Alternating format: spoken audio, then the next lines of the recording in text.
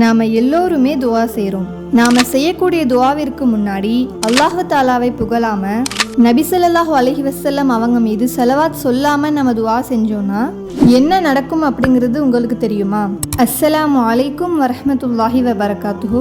இதை பற்றி உமர் ரலியல்லாஹு அன்ஹு அவங்க என்ன சொல்றாங்க அப்படின்னா, நபி ஸல்லல்லாஹு அலைஹி வஸல்லம் அவங்க மீது யார் ஸலவாத் சொல்லலையோ அவங்க ஸலவாத் சொல்ற வரைக்கும் அவங்களுடைய எல்லா துவாக்களும் தடை செய்யப்பட்டதாக இருக்கும் அப்படின்னு. அதாவது அவங்களுடைய துவா அல்லாஹ்விடத்துல கொண்டு போய் சேர்க்காது.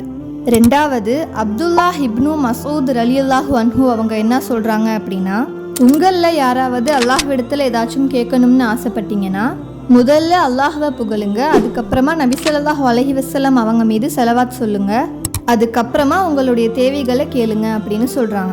நிச்சயமா நம்ம ஒவ்வொருத்தருமே இந்த முறையில தான் துவா கேட்கணும். இப்படி கேட்கக்கூடிய துவாக்கள் மட்டும்தான் அல்லாஹ்விடத்துல இன்னும் அங்கீகரிக்கப்பட்டதாக இருக்கும்.